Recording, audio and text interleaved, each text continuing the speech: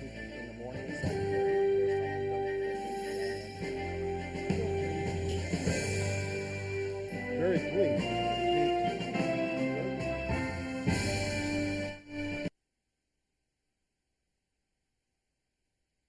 Of the Speakers and Leaders Hour. I'm Dave Wilkins, your host, and this is the program that comes into your home once a month on the first Tuesday, and we are here live in the Allen County Public Library, and we can take your calls in a little bit, but right now I want to introduce to you our group on the panel this evening. We have our regulars here, Tom Howler and Patricia Knaebe. They're here on my left, your right. Okay, sort of see them. And then we have several members of the Baer Toastmasters with us too. There on the end is Jim Green, and also next to him is Steve Walters. Steve, hi. And of course the other two, as I mentioned, are Patricia Knaebe and Tom Howler. Yes, there you go. On the other side of the room, I think we'll probably be getting there eventually. Yeah, there we go. We see Berniece Wilkins, and we also see Linda Demorest, and way down at the end we will find Randy Crouch. There he is, there on the end. Okay, and these are the people who are on the panel this evening. The new people are all from the Baer Toastmasters, the only club on the south side of Fort Wayne. Good club too, small but very, very, very active. And they're here tonight to share with you some of the things about Baer Toastmasters. They're going to tell you about it a little later on. And also we're going to have a special presentation about a project here in Fort Wayne that you'll hear about in just a few moments. Remember, this is a live call-in show. The number is 422-3902. If you want to call in and talk to anybody on the panel, or you have a question about Toastmasters in general, or perhaps the Baer Club specifically. In the meantime, let's go on with the Toastmaster program, and it's my pleasure to introduce at this time Mr. Tom Howler, our General Evaluator for the night.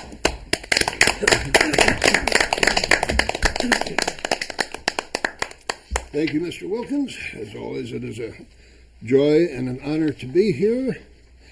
We have a top-notch, excellent evaluation team lined up. Berniece Wilkins will be evaluating the table topics. Jim Green will be evaluating Randy, and someone will be evaluating Linda. I forgot to write that down. Who is evaluating Linda? Yeah. Do you have a That's you didn't. I didn't think. Okay? Are you giving a speech? Let's be clear. No. It's an interview. So you don't need to be evaluated then. Okay. Very well. Moving on briskly then. Okay. For the timing. Steve, would you care to tell us about the timing? Yes, Randy has asked for 8 to 10 minutes, so he'll get the green light at 8, the amber light at 9, and the red light at 10. For topics this evening, we have 1 minute, so it'll be 30 seconds green, 40 at amber, 50 will be red, and we'll clap at a minute. Thank you very much. Have I forgotten anybody? I believe that's all. We truncated a little bit to get it within our time frame, so you will hear from me again later on in the meeting. In the meantime, we'll return it to our Toastmaster, Mr. Dave Wilkins. Thank you, Tom. It sounds like you've got a good team there, and we should get some good evaluations a little later in the program. One of the things that we do in Toastmasters is we work out of manuals. Now, the manuals can be the basic manual, which is the first 10 projects, or if we have some 15 or so advanced manuals, each one having 5 projects. And that's what we're going to be hearing from this evening. Randy is speaking out of one of the advanced manuals, and we will hear from his evaluator later. But let me tell you a little bit about Randy. We'll be talking to Randy about the Upwards Sports Program. Randy's been involved with Upwards for over 15 years. Wow. During that time, he's been on the board, coached, and refereed. All of his kids have played basketball at Upwards, and Randy and his daughter actually coach a team. Randy's a big proponent of this organization and has personally witnessed how this program works. At this time, please welcome Randy Crouch.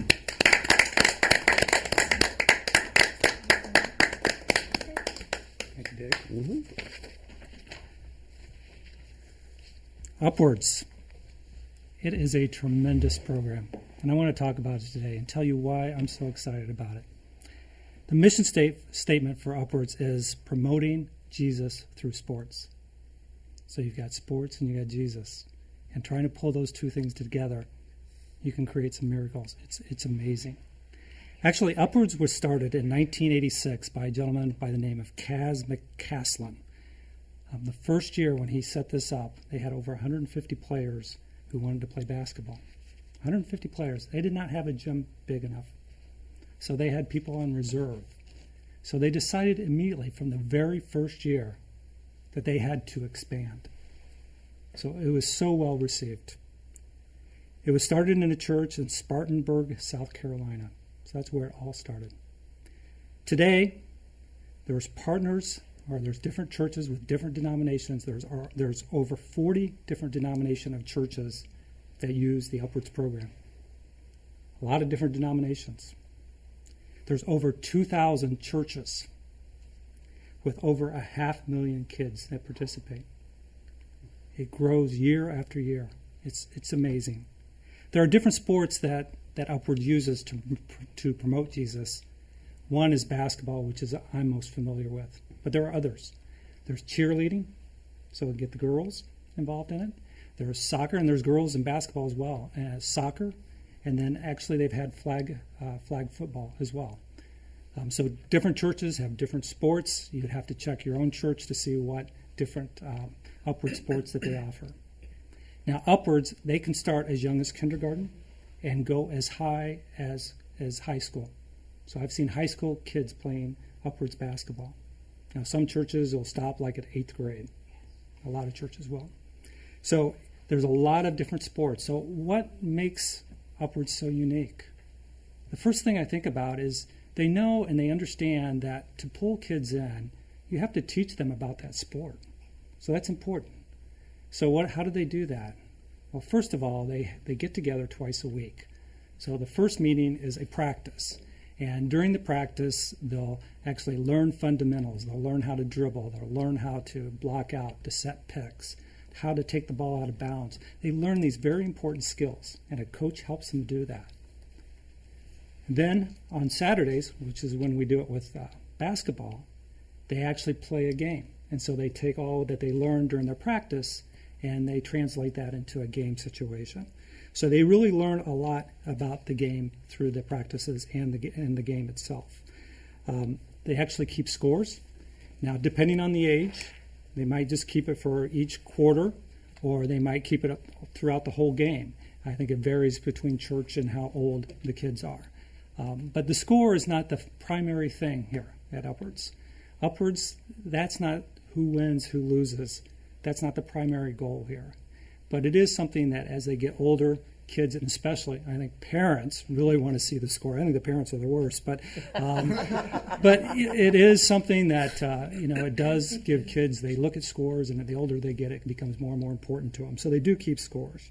But one thing that's really good about Upwards, it provides equal opportunity. So one of the things that they do to try to make it as fair as possible is at the beginning of the season they have tryouts. And so they have the kids come out and they all try out, and then they divide the teams. That way they can be as equal as possible. Okay, so that way you don't have a very real strong team and then maybe a team that's not as talented. So it doesn't always work, but they give it its best effort to try to make the teams as equal as possible. They also have equal playing time. So as a kid on the team, I might not be as talented, maybe as tall, maybe not as fast as some other child, but I'm going to get the same amount of playing time. So I get a chance to learn. We all grow at different rates. The person that's not as talented today, 5 years from now, could be much more talented. And so it really gives this opportunity that sometimes you don't see with school sports where, if you're the best at that time, you get to play. If you're not, you sat. So Upwards gives this opportunity. It's pretty neat. Well, one of the things, and the thing that I'm doing currently is I'm a referee. And so to be able to teach kids the game, in my situation, basketball, as a referee, I get to call fouls, travel, double dribble. So I get to call all these things. And, it's very important that the kids learn the game. And then so you have referees who are able to call those. Now, I have to admit, when I've got a kindergartner versus an 8th grader, my whistle is a little bit different between those two. But, even with kindergartner, I will try to talk to them and let them learn how the game is actually played and give them that skill. So that's the real important thing about Upwards, whether it's basketball, soccer, flag football. I mean, they are trying to teach that sport, and I think that's really critical to the success of Upwards. But is that the main thing? That is not the main thing with Upwards. So remember what the mission is, promoting Jesus through sports. So let's talk about how they do that. Well, first thing is, let's talk about practices. When the kids come in for the practice, not only do they learn the fundamentals of the game, but they also are given scripture to memorize. So they can take that scripture home, and then the next week bring it back, and if they memorize that scripture, they'll get a star. So there's this, ability to actually take scripture and memorize it, put it on their minds, and something that will stick with them. So that's one thing. So when the coach gives the scripture, they will also talk about what that means. And so that will give that background to that child, and it will put some foundation with that scripture, which I think is important. The coaches, the referees were all asked to be Christian models to these kids. And it's so critical that we are there being a model for these kids in our attitudes, the way we react, the way we encourage. And it's amazing how everybody that's in this, in with Upwards, they realize that, how critical that is. So that's very critical. At halftime of the game, one of the things they do, and this is what is really, I think, is neat. So you've got this scripture with kids, but they take it a step further because they want to do something with the parents as well. So at halftime, when the kids, they go in a room with their coach and they talk about the game. And so you have this period of about 5 minutes where someone will come out and talk about Jesus and how wonderful he is, or how he helps us in times of need. There will be some discussion about Jesus in our lives to the parents that are sitting around waiting for their kids to come back. So you have this unique opportunity to touch the parents, which is, I think, amazing, because they're all listening, everybody's quiet, and it's just such a great opportunity. So it's really neat. The beginning of the game, which is something I find so exciting because I'm a referee. What they do at the very beginning of the game is they'll have all the kids, all the coaches come together, and the referees, and they'll make a big circle at half court. And the ref, which sometimes it gets to be me, sits down and says a prayer. And all the kids are just quiet listening, and the coaches, everybody. And you give thanks, for the opportunity for being a part of this program. You talk about Jesus, and you have this opportunity to say a prayer that these kids are listening to. So it is absolutely amazing. And so how to set the stage for the basketball game.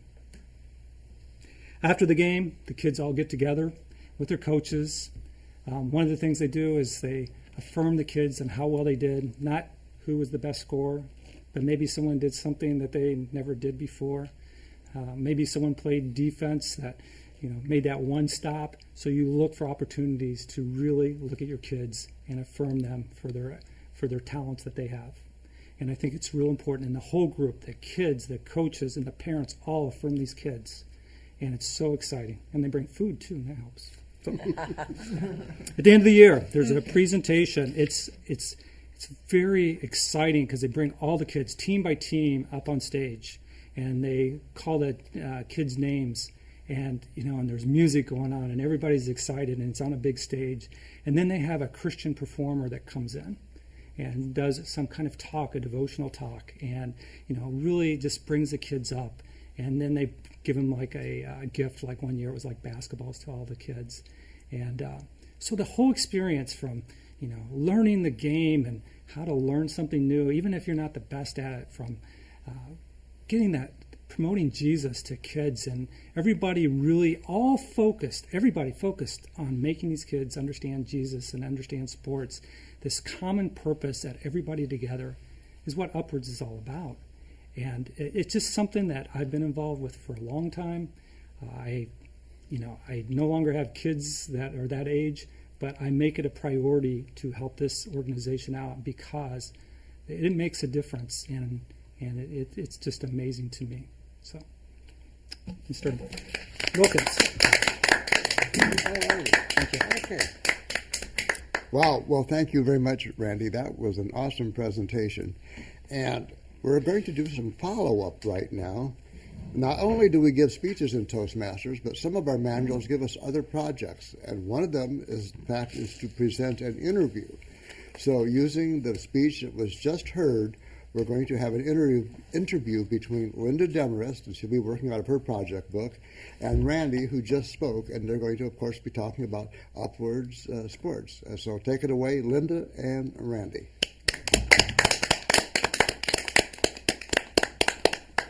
Thank you, Dave. Randy, very interesting. 15. Wow. I started when I was young. Yeah. I'll go. Except the white hair kind of gives you away Yeah, there, it but kind of does. anyhow, have you ever seen when you were coaching or in your? Have you had? Let's start this way. Have you had conversations with coaches or referees from other churches who have participated in Upwards? Oh, interesting you asked that. One of the neatest things is I work with Avalon Missionary Church, and there's another church called Mount Calvary for several years in a row that they actually came together and they supported Upwards together in the same church. And I guess they went back and forth between the two churches. But to see these two different denominations coming together to work towards this goal of helping these kids, promoting Jesus through sports, was just such an uplifting thing to me, because if we put our heads together and what we are able to accomplish is just amazing. And it's one of those unique times where I saw that we were able to do that. And I don't know if it occurs other places, but it sure made a imprint on me of how you can work together and make a difference. Great, great. Now, you keep talking about telling kids about Jesus, but you didn't say, is this just for church kids? Good question. Yeah, the thing is that when these churches promote their Upwards program, there's no requirement that they belong to that church. Actually, they're promoting it out into the community. Of course, they would love to have some kids, and parents that come, that actually join, but there's not the high pressure or anything like that. They definitely want the kids to go to church, but they're not going to try to make someone leave their current church or things like that. It's just another avenue for these kids to get together. So there is no requirement, and there are a lot of kids. Like I belong to a Catholic church, and where I participate is not Catholic, but it works, and it works very well because we have a common purpose. The church that I go to also does Upwards, and I was speaking to one of the leaders, and he said that 85% of the kids who come are either non-churched or they are not from our church. So I agree with you. It's a really unique outreach for a church to have. Well, think about that. If 85% are not a part of a church, what opportunity you have to make an impact on someone's life. And that's why I take it so seriously, is that my little part, even if it's just roughing, I can make a difference. Right, and that's what we're here for, is to make a difference. I understand in one of our side chats that you coached with your daughter one year. How did that go? I did. That was probably a highlight in my career. It was kind of neat because she played Upwards and I was her coach, and so she had that experience from that perspective. And then to change that to where we're both working towards this common good of bringing these kids together, and it was young men, young boys, and it was just so much fun because she had this passion of bringing these kids up and showing them Jesus, and for me to see that in my daughter, just not only what impact we're having for those kids, but when you're helping someone else, it impacts you. And to see my daughter do that, it impacted both of us tremendously. It was a great experience. Great, great. You talked about teaching them the fundamentals. In this day and age, with a lot of the friction going on in our communities, do you find that teaching teamwork and sportsmanship is difficult, or how does that fit into when you're working with trying to teach them fundamentals? Yeah, that's a good question. I think you see different variations of how difficult it can be. I think certain kids just easily flow into a team and flow well with fundamentals. But just like in anything, you're going to have some difficult situations where it's going to be harder than others. But I think when you have those situations, what you're trying to do is look at as these are opportunities, because these are probably the people or the kids that really need some direction. And so it gives you or motivates you to put in extra effort towards that. What would you say, and I know our time is shrinking here,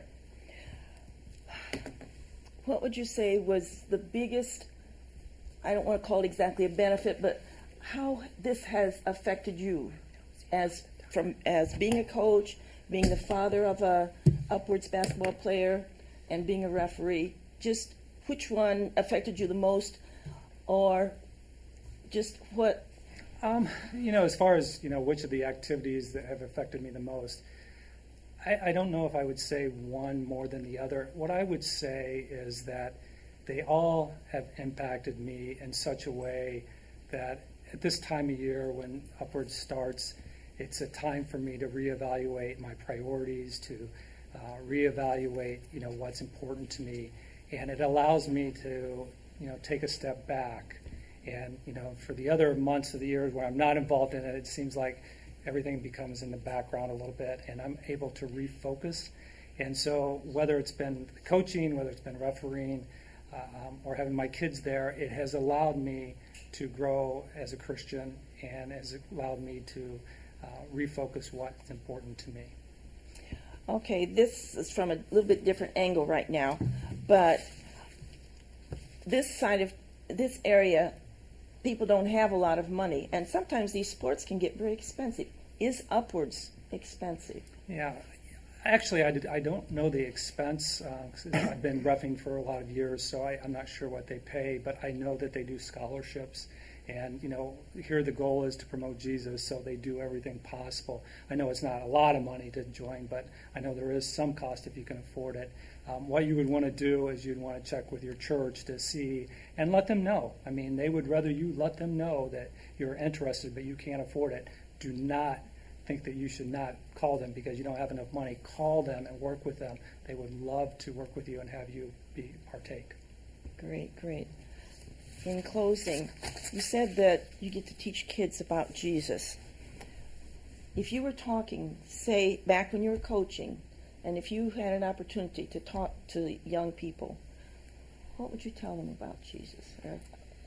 I think my one thing I remember is I got a bunch of kids together. I was coaching young men, and I talked to them about forgiving yourself. We all commit sins, and I talked to them that there's things that you think about that you've done wrong, and you wish that you could change it, and you can't change it. But then I talked about how Jesus can forgive you of those sins, and that because of that, you can forgive yourself, and you can start afresh. And because of that, you can take a whole different path in your life. You don't have to live in what you've done in the past, that you can move forward, and how beautiful that is. And to try to make these kids understand that, to make them feel good about themselves and their future, it's just something I think that I realized the kids really, they wanted to hear that, and it kind of stuck with them. So that was the one thing I remember having a discussion that kind of felt like it was the right thing at the right time, the right place. Affirmation. Yep. Something we all need. Yep. Thank you, Randy, very much. Thank you. Enjoyed Thank you. your talk, and Thank you. look forward to hearing some more about Upwards. Thank you.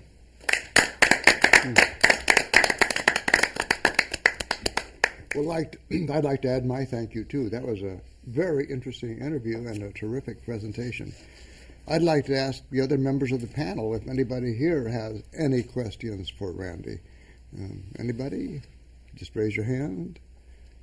Randy, are the teams co-ed, or how are the teams broken out? Yeah, it depends on the age. So when the kids are younger, it's more co-ed. As they get older, they do mix. They switch the boys and the girls. But at some younger ages, you can get where boys and girls on the same side, and it's kind of like what you would expect. At younger ages, the girls are taller than the boys. Sure. So it's kind of funny to watch. But there is, if they have enough, they'll have both a girls and a boys team.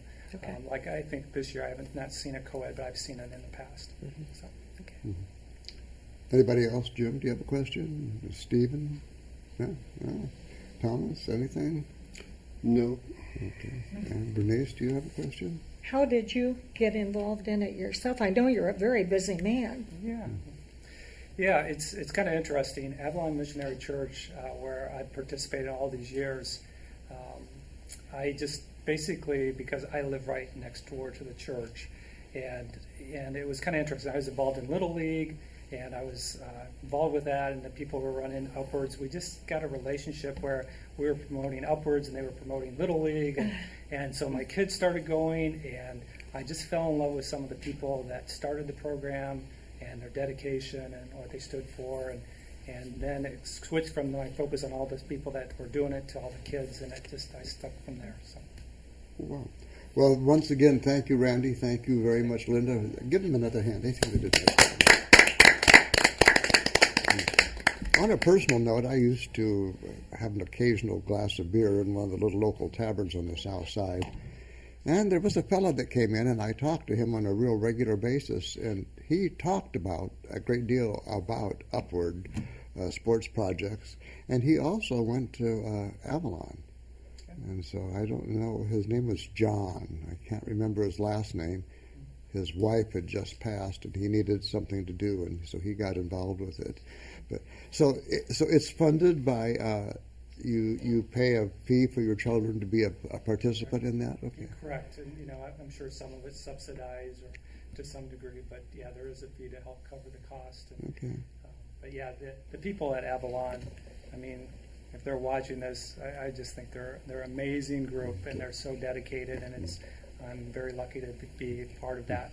Does it stop at the conclusion of high school? It doesn't go on into college? Yeah, most times it concludes at high school. Actually, I think it stops at 8th grade at Avalon. I see, the oldest. okay. Uh-huh. So I think it depends. They experimented with older kids at one time, but yeah, it does. I think it gets harder and harder the older you get. So. Okay, I understand. Very good. Well, thank you so much. We're about halfway through the program, and we normally have some PSAs at this time. Are they available? All righty. If we'll run those PSAs, we'll come back with the topic session and then the evaluation. So I think they'll come on any second now.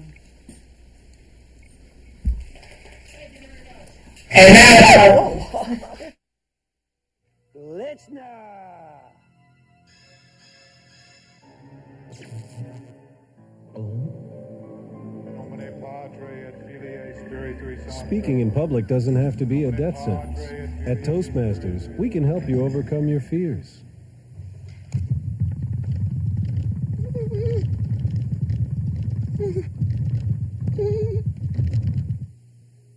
I'd like to begin tonight with a little joke. This guy, he's a farmer. He says, "Hey, hello, sorry." But seriously, folks. Speaking in public is no joke. Farmer says, doctor says, chicken says. For help, call Toastmasters, the public speaking support group. The chicken. All the education in the world won't help you get ahead in life if you can't express your ideas effectively. Every day, competition for advancement gets tougher and tougher. You need an edge. A Toastmasters club can give you that edge. A low-cost learning experience for men and women. Toastmasters gives you the confidence to express your ideas to anyone. Get the Toastmasters edge.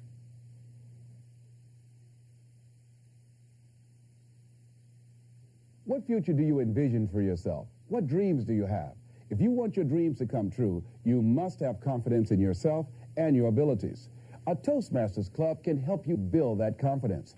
A low-cost learning experience for men and women. Toastmasters shows you how to express yourself clearly and effectively. Make your dreams a reality. Join a Toastmasters Club.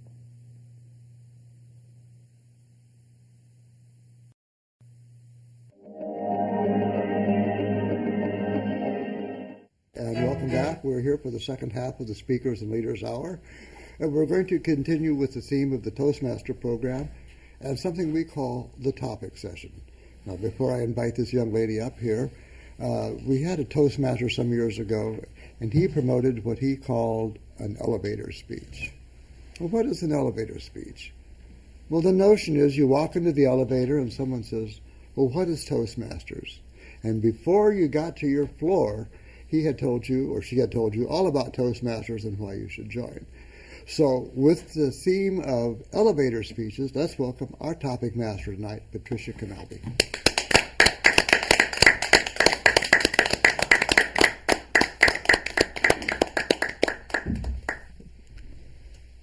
Away with you, Patricia. Thank you, Dave.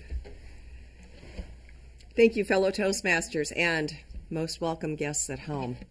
The elevator speech is a very important part of promoting Toastmasters because many people aren't familiar with Toastmasters. So what do we say when we are asked, tell me about Toastmasters? Tell me about your club. What is it you do? I would like to call on Jim Green, the president of the Bearfield Toastmasters Club, to tell us about the Bearfield Toastmasters Club. Come on up.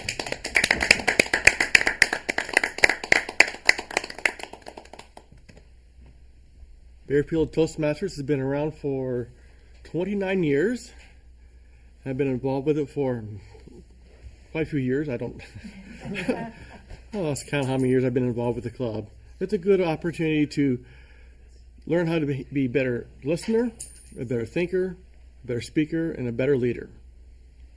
Practice these aspects in Toastmasters at every meeting and taking different roles in the meeting and also giving presentations and also giving evaluations so that way we can learn how to be a better listener, thinker, speaker, and leader.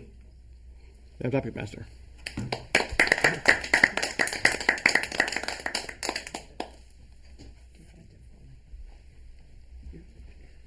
Thank you, Jim. There are many aspects to Toastmasters. It's not just about what happens at the club, but there are many activities outside of the club as well. I'm going to call on Steve Walter, who has participated in contests, not only at the club level, but he's gone all the way to the district level with his competition. Tell us about contests and what that is all about in Toastmasters.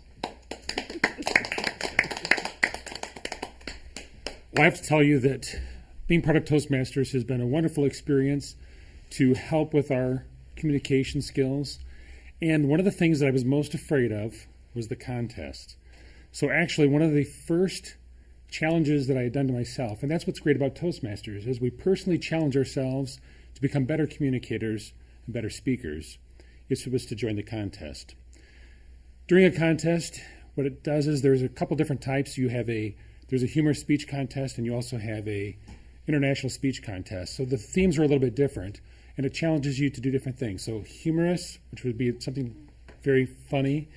The international speaker is something that's interesting to you. But the whole idea is that it challenges you to get together with other speakers, to really push yourself to become very comfortable in a setting where you have other great speakers. So it's a very great way to challenge yourself and make yourself better. So thank you, Madam Toastmaster.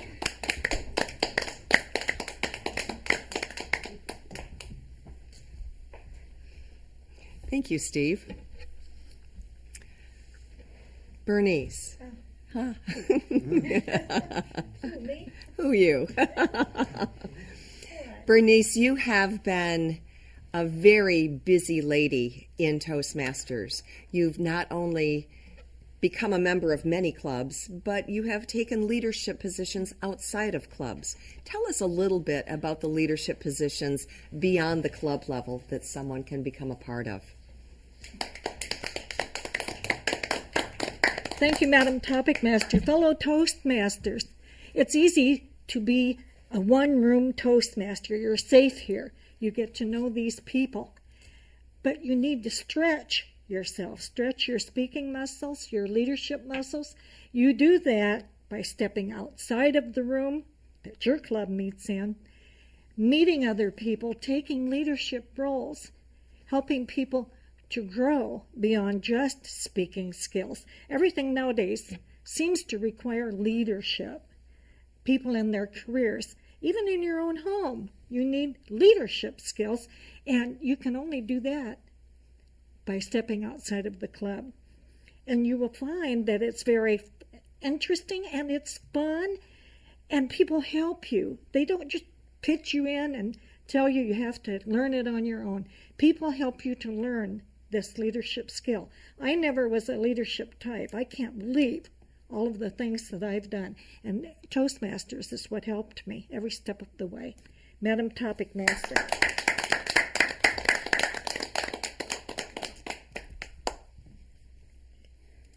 Thank you, Berniece.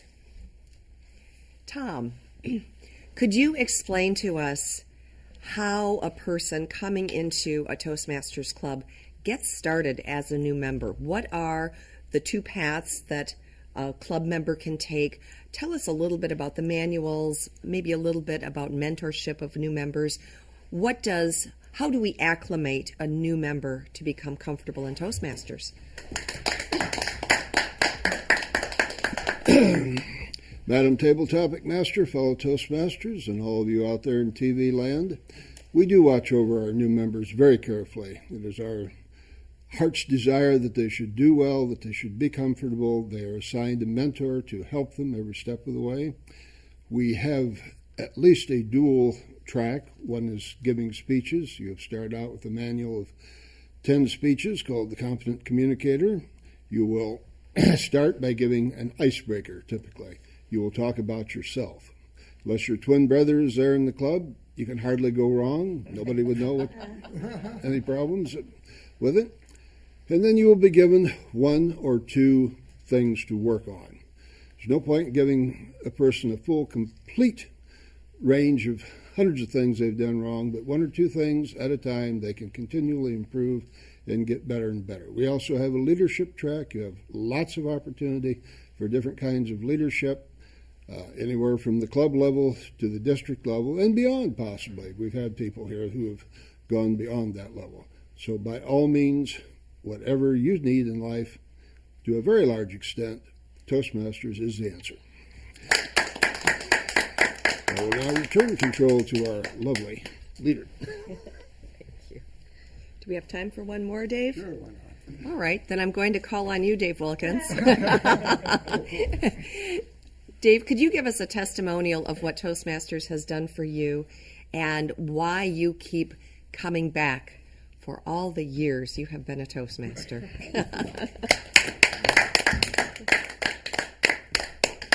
I'm to give a 60-second testimonial over 30 years. Very good. Okay. Yeah, I joined about 30 years ago, and with the intention of taking the Speechcraft course and get in and get out, because I'm not a joiner and I don't want to belong. And it seemed like I was the new kid on the block, and I don't know when it happened that I wasn't the new kid on the block anymore, but it's been 30 years. And now serving as district parliamentarian for the past several years, which I really enjoy, it's been a joy. And that's something I would have never had happen to me if it hadn't been for Toastmasters. And then I couldn't stand here without mentioning Bob Lyman, the man who got me started here with the television and also with this TV show, as well as the parliamentary world. Bob Lyman was most influential in my life, and he will be sorely missed. And so, Bob Lyman, this program is for you, the Speakers and Leaders Hour. Madam Topic Master.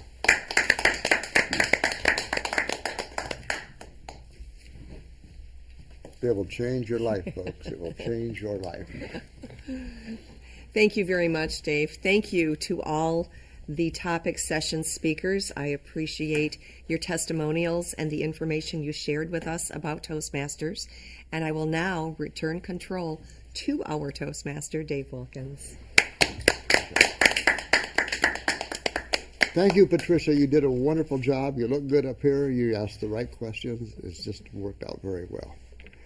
Well, the heart and soul of the Toastmaster program is not so much the public speaking, but the evaluation. And that's where you find out what you've done good, what you've done better, and where you might improve the very next time. To lead us through that portion of the program, we're going to call in our general evaluator, Mr. Tom Howard. Thank you once again, Mr. Wilkins. As I mentioned before, I have a crackerjack team to help me. And so without further ado, we will call on Jim Green to evaluate Randy.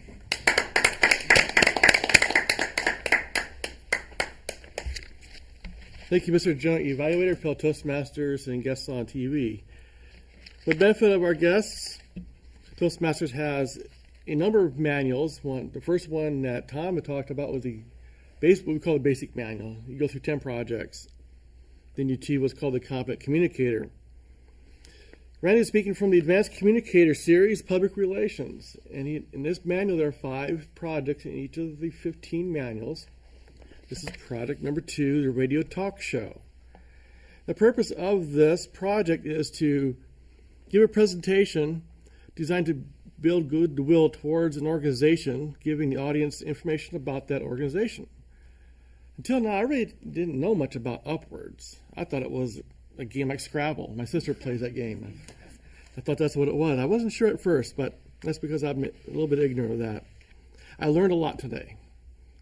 I did not realize there was such an organization to help young people become better adults through competitive sports.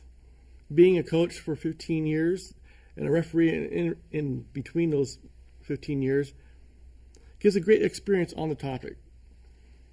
I learned a lot about this. Again, I didn't know much about it. The project was very well organized. Of course, when you're speaking from experience, when you lived it, it's very easy to give a detailed, organized speech. Your presentation was very well organized. It was a very conversational style, good gestures and eye contact, just a few ums here and there. Very good, though, for this evening. How did the speaker answer the questions afterwards? You were very competent, concise, thorough, and you were quite relaxed. It's easy to get flustered and excited about a project or a question and getting stumped. That was a good thing that Linda didn't try and stump Randy, but yeah, he came through on every one of her questions.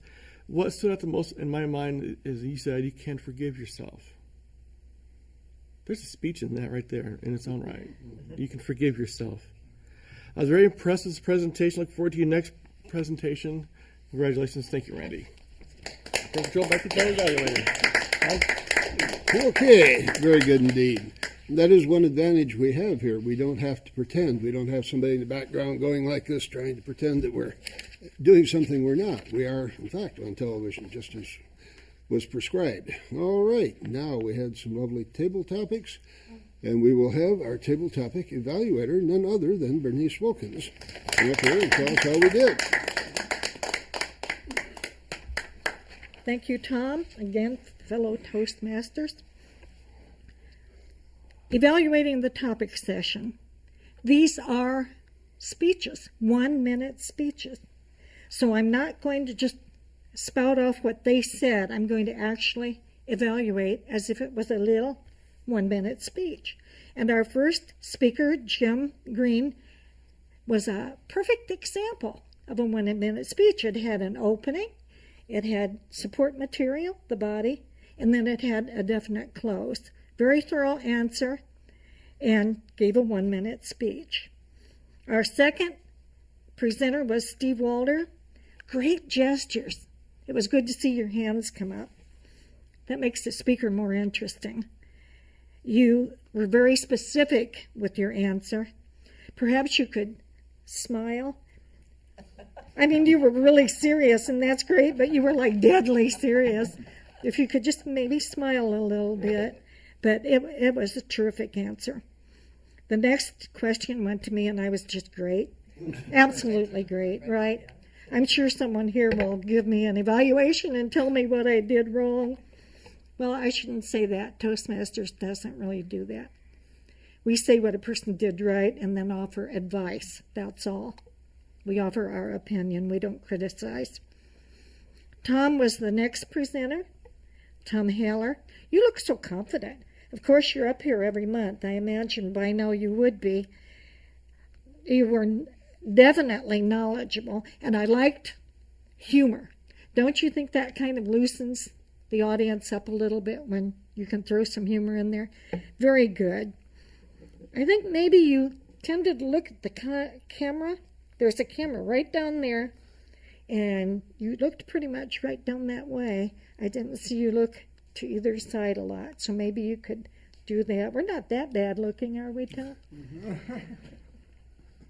Oh, this is something that I don't think I've ever said this about a speaker before. You have such great posture.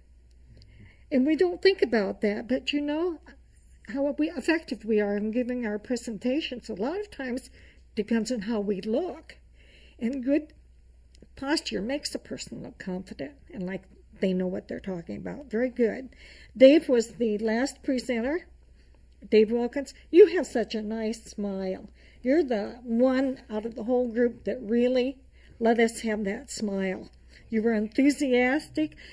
I thought it was wonderful that you gave credit to your mentor, Bob Lyman. So soon we forget, don't we? He hasn't been gone that long, and not many people know who Bob Lyman was. Yet he made such an impact on your life, and you let that be known. That was nice. And you had a very nice close, too. Very good close. All in all, it was a terrific topic session. I liked the questions. You're another one that always looks so good, so confident at the lectern, and so warm and welcoming. So I appreciated our topic master also. And I will return control to the general evaluator. We did pretty good, except for shaking hands. We're working on that. I might mention it's imperative that I stand fairly straight. With my particular build, if I start slouching forward, that's probably not going to be a mistake. Now, the last member of my team this evening is going to tell us how we did on time. Steve, how did we do on time? Thank you, Mr. General Evaluator. We did very well on time. Time is always important because we need to make certain that we start on time and keep things moving, and always finish on time as well. Randy had asked for 8 to 10 minutes, and Randy ran 10 minutes and 6 seconds. So very good. Linda's section was potentially between 8 and 10 minutes, 8 minutes and 15 seconds. So good job. I really enjoyed those questions. I thought you did a well job. As far as our time together with the table topics, Jim was 40 seconds. I was 58 seconds. Berniece? No. I used some of their time. Okay. You were 60 seconds. You were actually 60 seconds. Tom, I didn't have the heart to clap you off at 69 seconds. You were so good. And then Dave was at 58 seconds. So thank you very much. And then as far as the evaluations, Jim's evaluation of Randy was 2 minutes and 19 seconds. And Bernice's evaluation of our table topics was 3 minutes and 23 seconds. Mr. General Evaluator. All right. Thank you all very much. I appreciate the Bearfield Club joining us this evening. Always appreciate Dave and the careful work he does to prepare us. I wouldn't say this was an error because I know that Patricia knows how table topics are done for the audience's benefit. Typically, we give the question out first without saying who it is, and everybody gets to sweat it for a little while. Perhaps because we were on television, she thought we needed a break. And then again, perhaps it will be an imponderable. Who knows?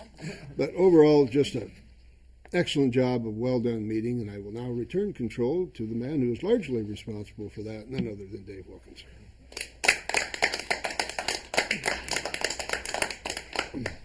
Thank you, Tom. When you were assigned the job of a general evaluator, I knew you would do an excellent job, and you certainly didn't disappoint us.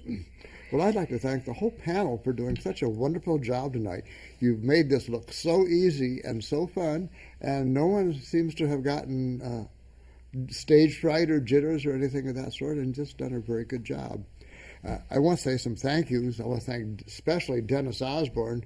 He's been Mr. Running Around here tonight, getting us on the air. Thank you, Dennis. Give him a hand. In the booth is Otto Boucher. He's the one with the beard and the microphone up by his mouth. He's done a good job. Thank you, Otto. And the young gentleman sitting right there looking at us, his name is Michael, and he's an intern, and he helped us tonight, too. And I'm not aware of who this gentleman is on the right side. What is your name? I'm Dan. Dan. Let's give Dan a nice hand, too. These are the people who are behind the scenes and who put us on the air and make us look as good as we do. course, we'd like to thank the people out there watching, too. We could still take time for a call. It's 422-3902 if you want to give us a call. And in the meantime, I'd let you know that next month we will be here in the studio again on March the 3rd. Not the 7th, March the 3rd. And that will be for the next Speakers and Leaders Hour. Also, we have a program coming up a couple Mondays from now. Let's see, it's the 2nd, 14th. About the 16th will be the Parliamentary Club. And if we have a minute or so, let's go down the line and you can... I'm done? No, I'd like to speak. Oh, Dennis wants to come up. Oh, well, let's welcome Dennis. Dennis Osborne. Thank you, Dave. Sorry for this impromptu interruption, but I would like to be known to people here on the panel and the people out in TV land is that Speakers and Leaders can now be found on YouTube. If you go to YouTube and do a simple search for Speakers and Leaders 2015 January, you will find last month's entire episode available online. And I am still working on things to get it properly uploaded, but this show is now going on the internet. Wow. And I just wanted to let you know that, Dave. Thank you. Thank you. Thank you very much, Dennis. That's awesome to have it on the internet. And we have 3 minutes left. Okay, well, who can... Do you have a... You want to cover comment? the contest a little bit? Let's see. All right, when's the contest, Patricia? March 7th. March 7th in the library will be all the area contests for Fort Wayne, your various club contests. You'll need to check your club officers and your education vice in your club. And that would be the evaluation contest as well as the international speech contest. Anyone can enter the evaluation contest, but to enter the international speech contest, you should have given, or you must have given, 6 speeches in your basic manual, and that will set you up to be able to be part of the international speech contest, which, by the way, goes all the way to international, and that will be in Las Vegas sometime in August this coming summer. So something to think about. Somebody sitting right here in this room can be that person. All you have to do is win 6 speeches in a row. That's all, just 6 speeches. Yeah. And also, when are your club contests at Red Cross? The Red Cross is actually selecting speakers I see. this go round Okay. instead of having a contest. Yes. You know, I think a lot of the clubs will be doing that. Do you want to talk about Bearfield, Berniece? No. Do you want to talk about Bearfield, Jim? I can't remember when it is. Okay. Linda does. Linda will Linda's talk got about it. Bearfield. Okay. The international, we would, as soon as I straighten out my tongue, okay, we will be having the international contest on February 24th. Okay. All right. In our and the evaluation contest the same night? Yes. Okay. The same Yes. night. Okay. Well, we are down to 1 minute. I want to thank you folks for watching this evening. Also, the facilities here at Access Fort Wayne and the Allen County Public Library, because without them, we couldn't do this for you. And if you like what you're seeing and you'd like to do it yourself, come down here and talk to these people. They will show you how to get a show on the air all by yourself. And you can do that. Just sign up and come down. Until next month, this is Dave Wilkins for the Speakers and Leaders Hour saying have a good month, and we will see you then. Bye-bye now.